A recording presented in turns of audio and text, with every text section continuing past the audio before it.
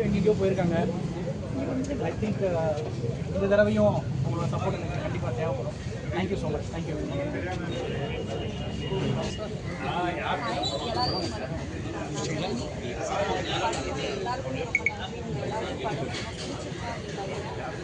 ஒரு புது டீம் ரொம்ப வருஷத்துக்கு அப்புறம் ரொம்ப கஷ்டப்பட்டு இந்த படம் பண்ணியிருக்காங்க. கண்டிப்பாக நீங்கள் எல்லோரும் சப்போர்ட் பண்ணிங்கன்னா ரொம்ப ஹெல்ப்ஃபுல்லாக இருக்கும்.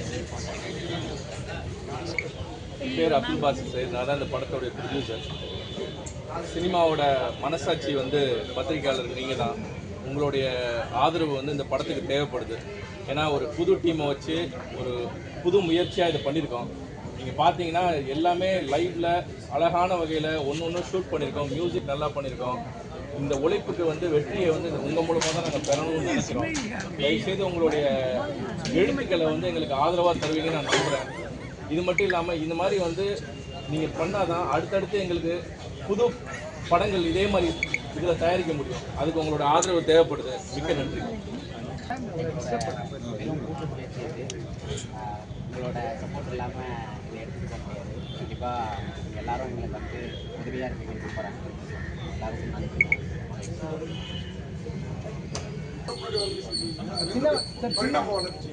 சின்ன வயசுல உங்களுக்கு கேமரா கொடுக்கல. கேமரா கொடுக்குற முன்னாடி தான் ஓவியம் வர்றது மாதிரி கண்களால் வரைகிறது. அதுக்கப்புறம் கேமரா சார் உங்களை பற்றி சொல்லுங்கள். நீங்கள் பைலட் தானே சார்? ஆமாம். நீங்கள் எப்படி சினிமாவுக்கு வந்தீங்க? அது இந்த மாதிரி படம் எடுக்க வந்தீங்க சார்? நான் ஒரு 12 வருஷத்துக்கு முன்னாடி ரான்னு ஒரு படம் பண்ணேன் சார். ஆல்ரெடி லிங்கா ரிலீஸ் பண்ண டைமில் ரிலீஸ் ஆச்சு. இதே ஃப்ரெஷ் ஷோ இங்கேயே போட்டேன். சீன் மேம் நிறைய பேர் வந்திருந்தாங்க. எல்லாருமே நிறையா அப்ரிஷியேட் பண்ணியிருந்தாங்க. பட் அன்ஃபார்ச்சுனேட்லி அது நெக்ஸ்ட் வீக்கே ஸ்க்ரீன்ஸோட இதனால அதுக்கப்புறம் கொஞ்சம் போக முடியல. ஒரு 10 இயர்ஸ் பிரேக் எடுத்துட்டேன். ஏன்னா ஃப்ளைங்கில் அதுக்கப்புறம் பிஸி ஆகிட்டேன். சரி, எப்போவுமே சினிமான்றது ஒரு தாகம், அது ஒரு தாகம் எல்லாம் சேர்ந்து உள்ளது. அதை திருப்பி பண்ணுவோம், நம்மளுக்கு இன்னும் சக்தி இருக்குது, முயற்சி செய்யலாம்னு சொல்லிட்டு தான் நான் திருப்பி ஒன்று ட்ரை பண்ணலான்னு சொல்லிட்டு நாங்கள் ட்ரை பண்ணேன். அதுக்கு என்னதான் நம்ம ட்ரை பண்ணோம் ஆசை இருந்தாலுமே அதுக்கு எல்லாத்துக்குமே ஒரு முதலாளி வேணும். நல்ல முதலாளி கிடச்சிருக்காரு. அதனால் முதலாளியோட ஆசையோட ஒரு படம் டிஃப்ரெண்ட்டாக ட்ரை பண்ணலான்றது. ஏன்னா எல்லாருமே வராங்க, நீங்கள் வாரத்துக்கு ஒரு 5 ஃப்ரெஷ் ஷோ பார்க்குறீங்க. எல்லாருமே நான் எல்லாத்தையுமே ஃபாலோ பண்ணுறேன். இருக்கிற எல்லா பத்திரிகைகளும் படிப்பேன், எல்லா இதுவுமே நான் பண்ணுவேன். வித்தியாசமாக ஒன்று தரணும், அதை ஜெயிக்கணும். ஏன்னா ஜெயிக்கலைன்னா நம்மளால் வித்தியாசமாக எதுவுமே பண்ண முடியாது. அடுத்தடுத்து கமர்ஷியல் சக்ஸஸ் எவ்வளோ முக்கியம் அப்படின்றது உங்கள் எல்லாருமே தெரியும். ஸோ அதுக்காக தான் உழைச்சிட்டு இருக்கோம். அதுக்கு நீங்கள் உதவி பண்ணலாம். பைலட்டுன்ற ஆமாம் சார். ஒரு குறியீடு கூட இல்லைன்னா எப்படி சார்? சார் எங்கெங்கே எடுத்தீங்க சொல்லுங்கள். ஏன்னா ஃபோட்டோகிராஃபி ரொம்ப நல்லா இருந்துச்சு, லொக்கேஷன் ரொம்ப நல்லா இருந்துச்சு. எவ்வளோ நாள் எடுத்தீங்க? So 27 days shoot sir. இது 2 ஷெடியூலாக பிடிச்சிக்கிட்டோம். வெதருக்கு ஏற்ற மாதிரி எங்களுக்கு அந்த இருட்டான வெதர் வேணும், வெயில் இருக்கக்கூடாதுன்னு சொல்லிட்டு நம்ம டிஓபி ரைஸ் ரொம்ப உறுதியாக இருந்தார். ஸோ அதனால் வெயில் இருந்தால் கேமராலாம் ஆஃப் பண்ணிடுவோம். வெயில் போனதுக்கப்புறம் தான் ஷூட் பண்ணுவோம். கொடைக்கானலில் மதிகட்டான் சொல்லையே சுற்று பகுதியில் எங்கெங்கே இருக்கோ பெர்மிஷன்ஸ் இருக்கிற இடங்களில் போய் எடுத்தோம். அதோட அடர்த்தியை நம்ம மேட்ச் பண்ணுறது ரொம்ப கஷ்டம். நம்ம மதிகடான் சோலையோட நீங்கள் வெளியிலேருந்து பார்த்தாலே உங்களுக்கு உள்ளே எதுவுமே தெரியாது. ஸோ அதை மேட்ச் பண்ணோம்னா அதுக்கான பிட்டான சின்ன இடங்கள் இருக்கும் சில ஃபாரஸ்ட்டில். அங்கே போய் நாங்கள் போய் ஷூட் பண்ணுவோம்.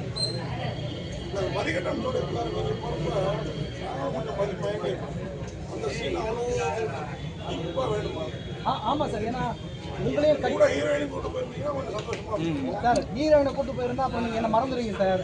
அப்புறம் என்ன இங்கே நிற்க வச்சு நீங்கள் பேசி பார்த்தீங்க, ஹீரோயினை கூப்பிட்டு நீங்கள் பேச வச்சுருவீங்க. அதனால தான் பண்ணுவோம்.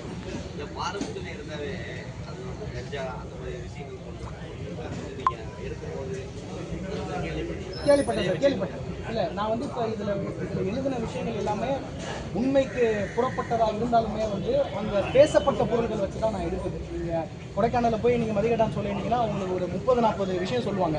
அந்த 30-40 விஷயம் நம்ம வைக்க முடியாது. நம்ம கதைக்கு ஏற்ற மாதிரி என்ன இருக்கோ அதை மட்டும் தான் நம்மளால் செய்ய முடியும். அதில் வந்தது இந்த கஞ்சா தோட்டம் இதெல்லாம் வந்திருக்கு. நான் சொல்லி ஒரு சின்னதாக ஒரு கமர்ஷியல் எலிமெண்ட் தேவைப்பட்டுச்சு. ஒரு ஃபைட்டு ஒன்று இருந்தால் நல்லாயிருக்கும். அதனால ஆமாம்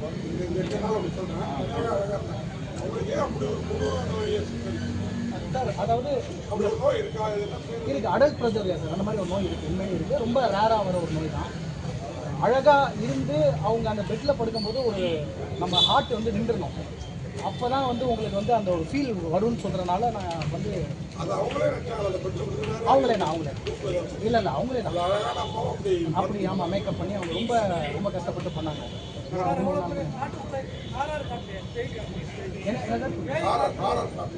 ஹாரர் காட்டலாம். ஆமாம் சார், ஹாரர் வந்து ரொம்ப ஈஸி சார். ஹாரர் வந்து ஈஸியாக ஏமாத்திடலாம் உங்களுக்கு. டக்குன்னு போட்டு 4 சவுண்டு போட்டு இப்படி யாரோ போச்சு இப்படி கிராஸ் பண்ணி போச்சுட்டு ரொம்ப ஈஸியாக எடுக்கலாம். ஃபஸ்ட்டு படமே நான் ஹாரர் தான் எடுத்தேன்.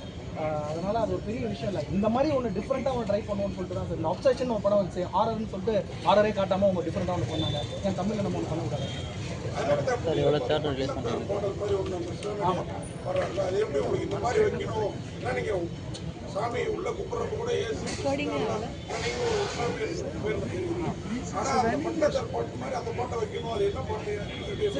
சித்தர் பாட்டு சார், அது சித்தர் பாட்டு. ஸோ அவர் வந்து ஃபர்ஸ்ட் இனிஷியலாக உள்ளே போகும்போதே அந்த சித்தர் பாட்டு காதில் கேட்டிருக்கு. இவர் வயசான ஒருத்தரை மீட் பண்ணி பேசுவார். அவர் சொல்லுவார் என் தாத்தா தான் உள்ளே போய் அந்த கோல்டன் ட்ரீயை பார்த்தாருன்னு சொல்லுவார். அப்போ வந்து அவருக்கு அப்போவே அந்த சித்தர் பாட்டு அவர் காதில் மெதுவாக ஒழிச்சிருக்கும். அதை பார்த்து தான் ஃபாலோ பண்ணுவார். ஆனால் இந்த இடத்துல வந்து சித்தர் பாட்டு இருந்தால் நல்லாயிருக்கும் அப்படின்ட்டு சொன்னது வந்து ப்ரொடியூசர் தான் சார். இவரோட நாலேஜ் தான் அதில் வந்து உள்ள நான் அங்கே தான் எங்களுக்கு ரொம்ப ஈர்ப்பாக அது மாதிரி இந்த கோல்டன் ட்ரீ ஒரே இடத்துல ஒரு 100 இலையை பிடிச்சிட்டு வரக்கூடாது சார்.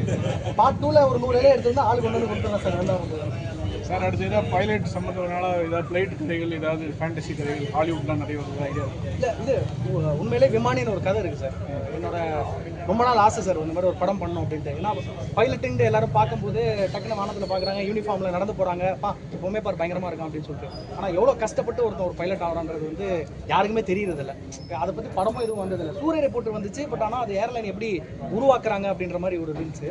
அது அதே மாதிரி கொஞ்சம் இன்ட்ரெஸ்டிங்காக நடந்த விஷயங்கள், நான் பார்த்த விஷயங்கள், எனக்கு சுற்றி உள்ள விஷயங்கள்லாம் பண்ணணும்னா விமானின்னு ஒரு படம் எடுக்கணும். அதை பண்ணணும்னா நிறையா பட்ஜெட் வேணும். இந்த படம் சூப்பர் ஹிட் ஆகும். ஸோ அதனால ஹீரோயினை பற்றி பேசுகிற காட்டுப்புலி கார்த்திகேயை அவங்க அம்மா கேரக்டர் நிறைய பேசுவாங்க. அவங்க யார்? அவங்க பேர் தேவி மகேஷ் சார். அவங்க ஹாப்பி ராஜில் நேராக கேள்வி படம் வந்து நான் பாடமாக எடுக்காமல் படமாக இருக்குன்னு சொல்லிட்டு அந்த விஷயம் எல்லாமே நான் வச்சுருந்தேன். கொஞ்சம் கொஞ்சமாக ஃபாரஸ்ட் எவ்வளோ முக்கியம், உள்ளே போய் ஒரு பொருளுக்காக ஆசைப்படுறோம், வெளில வர மாட்டான், புதிய மனசோட உள்ளே போய்ட்டு வெளில வரணும். ஃபாரஸ்ட் நீங்கள் சொல்கிறத அதே கருத்து தான் நான் படமாக எடுத்திருக்கேன். ஆனால் நான் அதை சொல்லலை. இதில் மக்கள் புரிஞ்சுட்டு தான் செய்யணும். அந்த படம் ஒரு இன்ட்ரெஸ்டிங்காக இருக்கும். நடுவில் நான் எல்லாத்தையும் போட்டு காமிச்சிட்டே இருந்தீங்கன்னா உங்களுக்கு வந்து ஒரு கமர்ஷியல் படம் ஃபீல் வந்துடும். அதுக்காக தான் நான் வேணுகிட்டே ஃபர்ஸ்ட் ஹாஃபில் எதுவுமே ரிவீல் பண்ணாமல் அவங்க எல்லாம் டயர்ட் ஆகட்டும், பரவாயில்ல மக்கள் டயர்டாக என்னடா காட்டுக்குள்ளேயே ஒரு மாதிரி இருக்கா, ஒரு மாதிரி ஆகுதுன்ற மாதிரி ஆகட்டும்னு சொல்லி பண்ணேன். ஹீரோயினை போட்டுட்டு நல்லா ரொமான்ஸும் பண்ணல, ஒரு நல்ல சாங்கும் கொடுக்கல, காட்டுக்குள்ள அவர் கேட்க வேண்டிய கேள்வி சார். அவங்க கால்ஷீட் தர மாட்டேங்கிறாங்க சார். அவங்க ஜெயா டிவியில் நியூஸ் இருக்குன்ட்டாங்க, உலக செய்தி சொல்ல போனாங்க. சொல்லுங்க ஜனன், நீங்க சொல்லுங்க ஏன் உங்களுக்கு கொடுக்கல? நீங்க எதாவது கேட்க சார் இல்லை முன்னாடியே சொல்லும் போதே உங்களுக்கு 4-5 டேஸ் ஷூட் அப்படின்னு சொல்லி தான் என்னை வந்து கூப்பிட்டாங்க. ஸோ அதுக்காக எனக்கு வந்து வெற்றியா கால் ஷீட்லாம் போய் சொல்கிறாரு சார். ஸோ எனக்கு வந்து 4-5 டேஸ் தான், நாங்கள் டோட்டலாக ஒரு 27 டேஸ் தான் எடுக்க போகிறோம் அப்படின்னு சொல்லி தான் சொன்னாங்க. ஸோ அதனால சொல்லி கொடுத்ததுனால அந்த ஸ்டோரியும் ரொம்ப டிஃப்ரெண்ட்டாக இருந்ததுனால நான் பண்ணுறேன் அப்படின்னு சொல்லியிருக்காங்க. கண்டிப்பாக சார், இது ஹிட் ஆனதுக்கப்புறம் பண்ணிடுவோம் சார்.